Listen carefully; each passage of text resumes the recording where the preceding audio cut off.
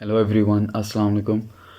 The reason why I'm creating this video is because Alice Wells, who is basically the acting assistant secretary of state for United States, gave out a statement, and that statement says that the project CPEC is only going to help Beijing and it's not going to help Pakistan in the longer run because China has a history of, well, you can say, putting countries into debt traps and then making sure that only Chinese people or Chinese firms are the ones who are taking advantages of all the projects that they're doing under Belt and Road Initiative. Now, I might beg to differ over here because I'll tell you what's happening over here. So, there's like a trade war going on, which everyone knows about, US versus China. US stands at $17 trillion, China stands at $13 trillion.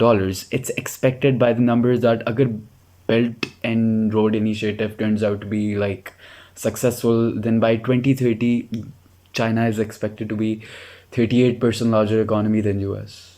38% larger economy than US, and that's a problem because dollar is the international reserve currency right now. You need something from Japan to Pakistan or China from to India, you need dollar for that. But if that's going to be the case, then you can have like you can say yuan as the international reserve currency, or it might just even be multi-international reserve currency, like where you have yuan, where you have dollar. But that poses problems for USA because they cannot print as much money as they want then, and they would have to go through the same inflationary crisis which each and every other country has to go through.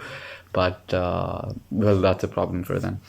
And to stop that from happening, Pakistan really comes into play because I'll tell you what, for China's BRI initiative to be successful, it's really imperative for CPEC to be successful.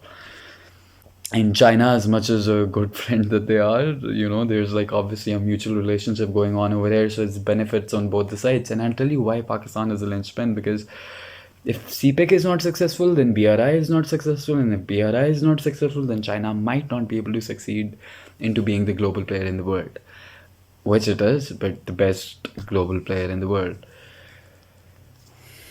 For example, Gwadar, right? The Gwadar port is at this point in time is exporting somewhere around 0.7 to 0.8 million tons of cargo, and it's expected that if CPEC is successful, it's going to export around 400 million tons of cargo.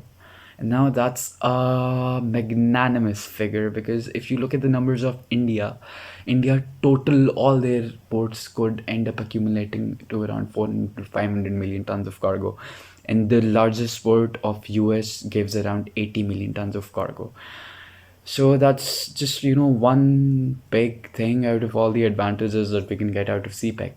But, there's a big but. And the reason why I'm saying there's a big but is because they can't end up achieving all that until unless they make sure that the administration into place, which is making sure that which is supposed to be in charge of the CPEC policy in Pakistan, not just realizes the advantages that we can get out of it, but also makes the maximum possible advantage out of it. And I would tell you why this is really important, because if you go back and if you look at the times where Nawaz Sharif, I don't mean to get political over here, but if you look at the facts and you look at if you look at his government and its time, then when they started the CPEC project, they had terms and conditions which were just, you show them to a a third grader, and he'd be like, what are you doing? It's like 70% of what we were getting from China was on terms of loan, and the returns we were getting out of those projects were 30%. So that's like just that was a dead trap that might have been true what Alice Wells said. But given that we have an administration right now which understands this sort of things, which needs to be the policies, the economic policies which needs to be taken in order to make sure CPEC is as fruitful as it could be for Pakistan, I think we have a good future with CPEC. And the reason why Alice Wells is making all these statements is because they realize that they gotta beat China, and Pakistan is like the queen in the game, the queen in the chess game, and they gotta use it to make sure that China could come down. And only had their intentions been true, then they probably would have stood by, making sure that India lifts up the curfew from Kashmir, and they didn't do that, even though they over and over on said over and over again in their congressional hearings, in their different sort of like platforms. Alice Wills talks about how they were telling India over and over again that the curfew was to be lifted, but there are no results as of yet. You could just see speeches, words, talks, nothing happening. It's not just that. Had they really been serious about it, where were they 5 to 6 years down the road when Pakistan was completely bankrupt? We had like corrupt political leaders, and we were getting sanctioned from US.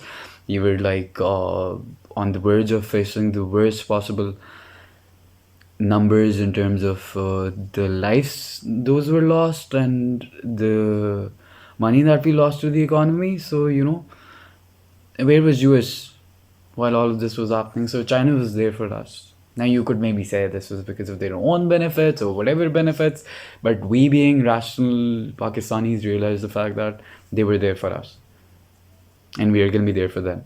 And even if it's for some business or for some trade implication, then what's wrong in that? This is how the world works, doesn't it? So I think we should let it be, and we shouldn't really worry much about it, and give government the time to be actually enacting the fruitful possible results of CPEC. तो घबराना नहीं है. Okay, then that's it for today. Allah Hafiz.